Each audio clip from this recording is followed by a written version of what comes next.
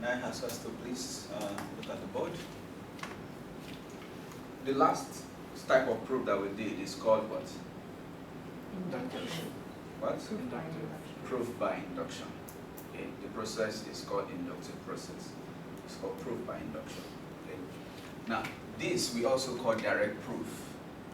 It's very common in mathematics. You should have done some work in maths, even at your stage, that can be classified as under this kind of process. So basically, as the name implies, it's a direct proof. You start from the beginning towards the end. But of course, you go through a sequence of implication. That is, the first step implies the second step implies the third step. Do you understand that? And it's a sequence because it has to go in that order. You don't just jump. From 1 you write 3, then you remember, oh, I forgot to write 2, then you write 2 next. No, it has to be in a logical, sequential order. Okay?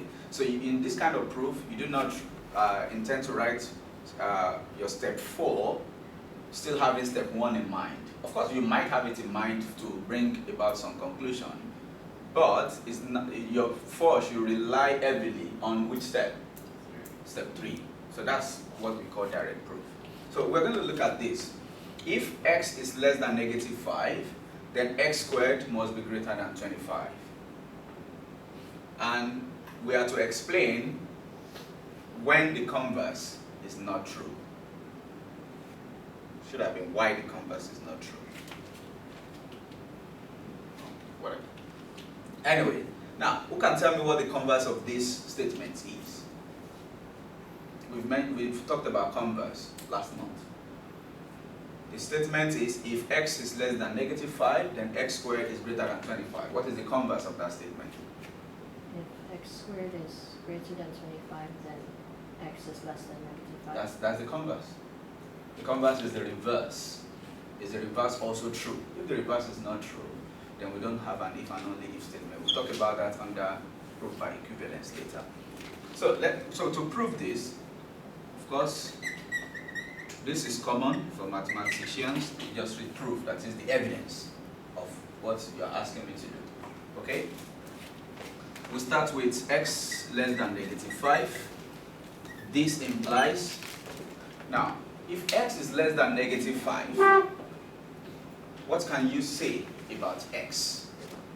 Just think about it outside the proof. X is less than -5. What are the likely values? Negative. All negative. What do you mean? Any of x will always be negative. We know that, but give me likely values. It's too, I don't know, when you say all negative, somehow. -6, -7, think that's what I want to hear.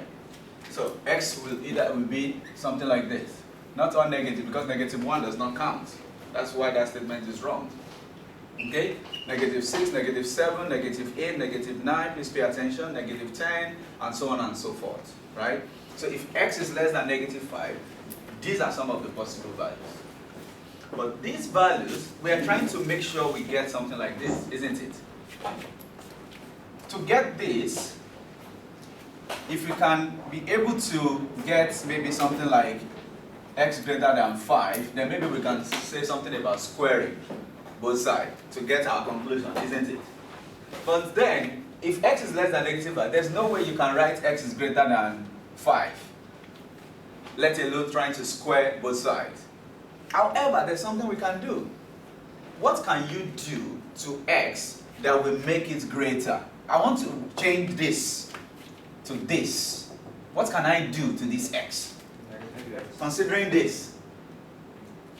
These are the possible values of x.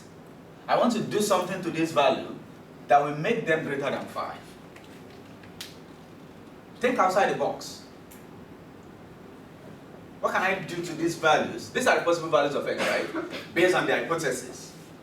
And I know to get my conclusion, if I can get something like this, I can think of squaring both sides. Not necessarily this. There is something that needs to be done to this to make this statement correct. Well, if you do negative, you have to do negative to both sides, remember. So if you do negative, say negative x is now greater than 5, and you want to think of squaring both sides. Now compare this and this. We have done something. you don't have to be, how do I say now? You don't have to be, it's not that convincing. But we can merge this and this together by writing one thing, and we still retain our greater absolute value. So if x is less than that, absolute value of x must be greater than 5. Check out the values of x. Their absolute values are greater than 5. Does it make sense? Then we can think of squaring both sides. You don't think of squaring both sides with just that x alone. Same way you don't think of just finding square root of both sides when you are dealing with inequality proofs like this. Does it make sense? The reason why we don't think of squaring both sides to retain it is this. If you have x is greater than 5 and you think of square both sides, it means you multiply x again. Do you agree? So basically you are trying to square this. Square both sides means you are multiplying by x. This means you are also, multiply by 5. Basically, that's the square, right? X could be positive or negative. So we are not sure if this greater than will be retained. Do you understand what I'm trying to say? Remember, if you multiply both sides of inequality by negative or you divide by negative, the sign will reverse. Okay? But there's a safe way to do it. If you can be sure that that side is positive, then you can do whatever you want. And to be sure that that side is positive is to adopt what is said. If you can get absolute value, definitely we know this is positive. Then you can start thinking of squaring both sides. Does that make sense now? So if you square both sides, now this implies, can you see the meaning of towards a sequence of implications? Now these are the implications of our statement. This statement implies this. This statement implies. Does that make sense? Are you with me? So let's see for positive. If you have 5 is greater than 4, can we say 5 squared greater than 4 squared? Yes? But let's see, minus 5 is less than 1, right? Can we say minus 5 squared is less than 1 squared? That is why we need to work towards being positive before thinking of squaring both sides. Remember, x is just a variable. You don't know what x is. But in this case, if x is less than minus 5, we know that x are negatives. So which means the squaring will fail. That is why we need to make sure it is positive to think about the squaring. That is the reason we adopt the absolute value we talked about. There must be a reason for taking a step, a decision. Okay? Now, from here, when you square absolute value, is the same as x squared. So whether x is positive or negative, x squared is positive. So which is the same as this. So we're going to remove the absolute value now, and this will imply x squared greater than 25, which we want. And that is the end of that proof. Does it make sense? Can I go through it again? Yes. So for the step where you do absolute value to x, you also do it to 5. What do you mean? There's no need. Oh! Because like inequality. No, we didn't do it. We didn't take absolute value of both sides. Don't get it wrong. We're looking at it from here. If x is less than negative 5, x is in this range. We're talking about minus 6, minus 7, minus 8, minus 9. Now, if you take absolute value of x, absolute value of all these numbers is greater than 5. So basically, we are removing the negative sign automatically. If you could even say absolute value of x is greater than negative 5. It's not about changing this. It's not about changing. In fact, I shouldn't have even changed it to plus. It's not about changing this. We're trying to make sure we get a positive statement, a positive x, that will enable us to square both sides. Then in this, we can say minus 5 squared, and we still get our 25. This is a better way to actually look at it. Are you with me? The other one is also valid, because once it is like this now, absolute will be 6. That's greater than 5, which is also greater than the negative 5 you had.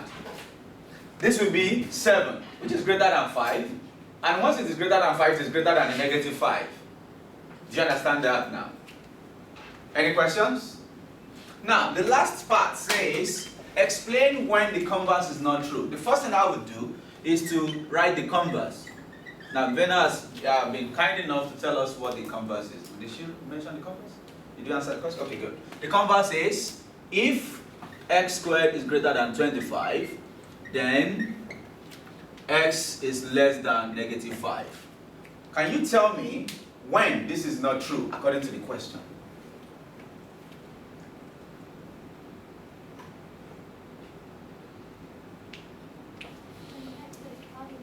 When x is, let's see. Now, to answer this question, you just need to find maybe something we call counterexample. Actually, I would rather put the question and say, explain why the converse is not true. You just need to bring out one example that's where this converse fails. Okay? And she said something like, when x is positive. Let's see. When x is positive, the square will still be this, but then positive value is not less than that. Does that make sense? Any other arguments we can put forward? Anyone else?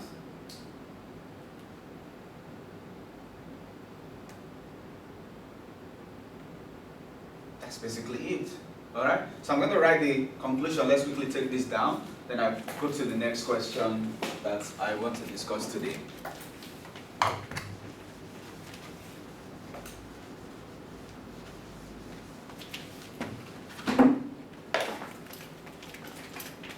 Next question will be, let's take this down first.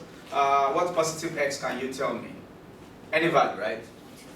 You can talk about the 6, 7, 8 that I picked earlier. Just pick any value among the positive numbers that are greater than 25. Okay? What square numbers are greater than 25? 6. We can look at that. So if these are 6, 7, 8, it doesn't matter. 10, it doesn't matter anymore. So how do we write this now? If x squared is greater than 25, so you can just say when x is maybe 6, for example, maybe 7, you can decide to choose 6. X squared will be greater than 25, but x is not less than negative 5. Okay? Just to give us one situation, and that's enough. So that I will go to this quickly.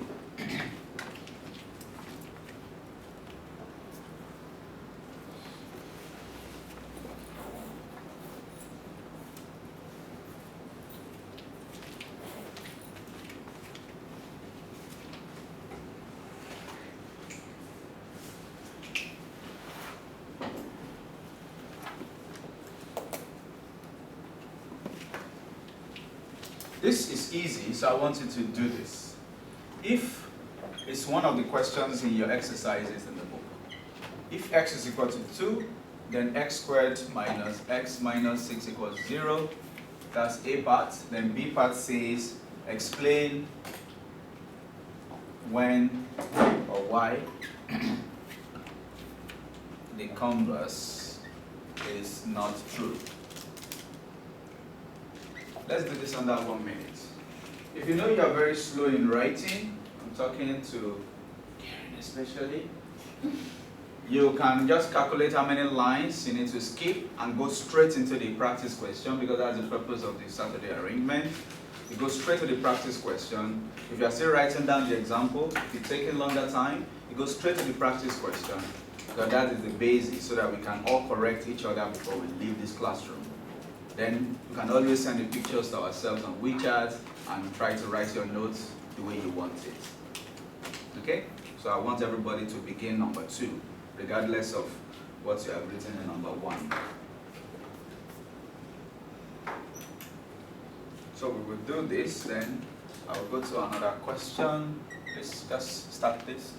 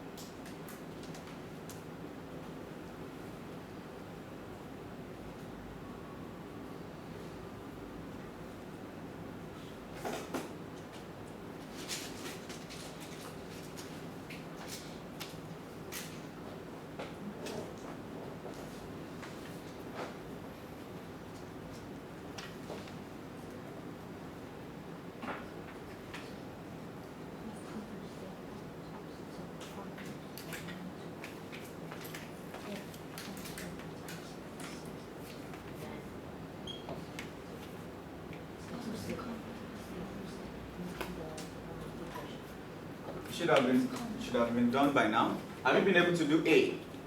Yes. 2A. How did you do it? I just put minus 2 into. Yeah, you just substitute.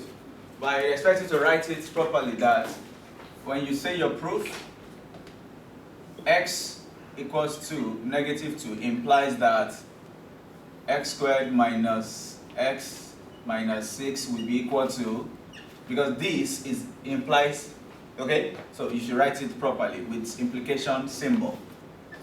Okay? So it's just substitution. And that is equal to what? 0. Then you have to explain why the converse is not true. Who has done the converse? How did you do it? Just if x squared minus x minus 6 is equals 0, then x equals to negative 2. I just put 3 in. Oh, that the case of 3 also work. Yeah. Exactly. But 3 is not negative. And that is not negative 2. Yes, that's how to explain why your converse may not be true. So, go to the next one, please.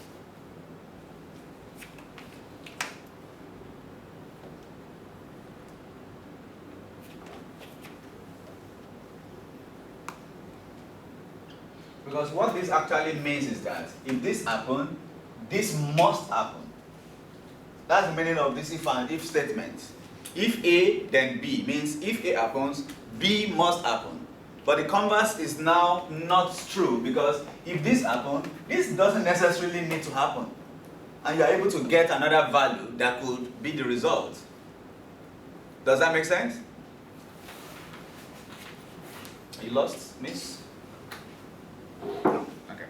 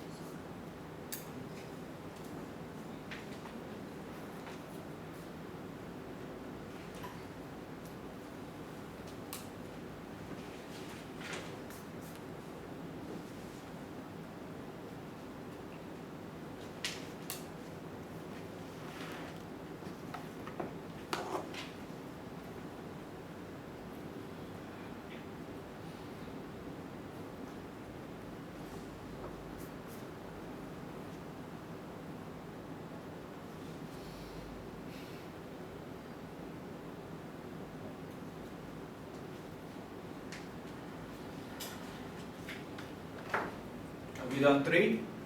Raise your hand if you have done 3. Okay. 4. You've done 4. Okay. We're gonna do. Uh-oh.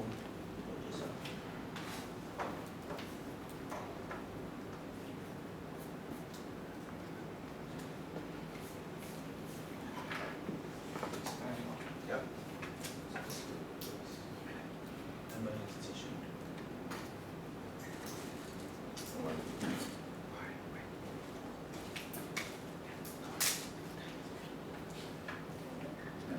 Oh yes, maybe the 12. Sorry, Mr. DMX.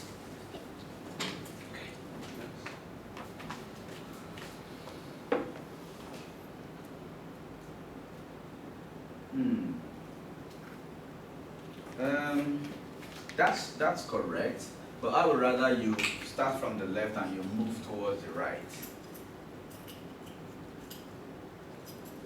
Can I see how some people did 3? What I've seen is somebody did the left, did the right, and equate them. Can we work directly? You start from the left and you establish the last thing you will write is equals, so something like this. This is what I want to see. You start from x squared plus y squared, and that implies all this, and the last thing it implies is z squared. Something like that. Has anybody done it that way? Lillian, are you raising your hand? Okay. I thought you had a question.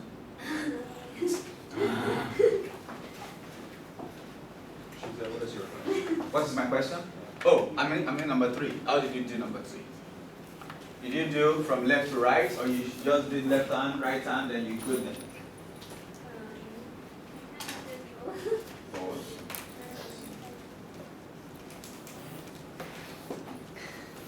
Okay. Now I can see that's what most people did. So raise your hand if you have attempted 4. Okay.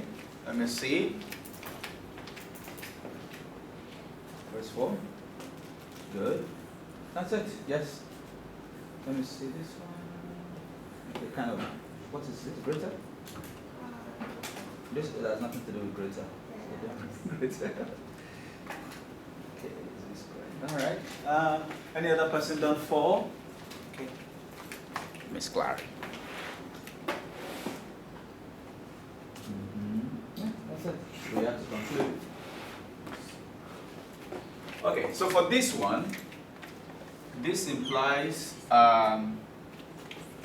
or it could be just equals. So implication doesn't mean you have to use the implication sign, but something equal to something means that first one implies second one. So I can do simplification, really.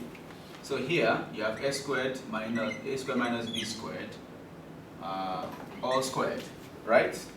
Plus 2ab all squared.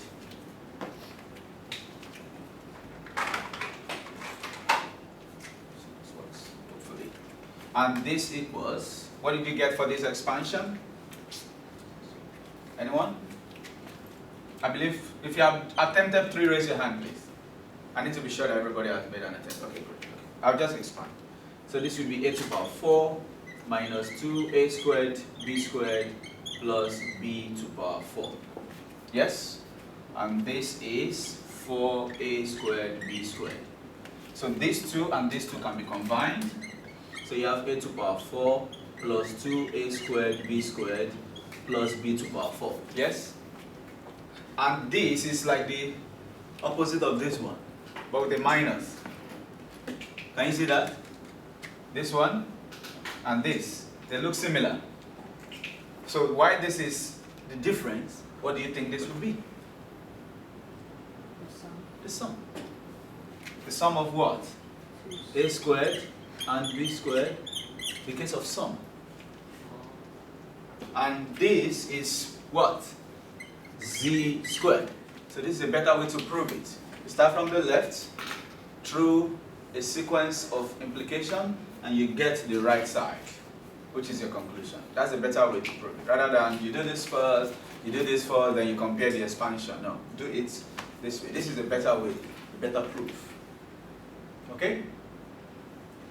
I've seen what most of you have done for 4, that's quite good. I want you to try 5 as well. Or has anybody done 5? Still looking at it. Okay. Don't forget the ints in 5. And I want us to do the 6 together. Maybe like 15 minutes to the end.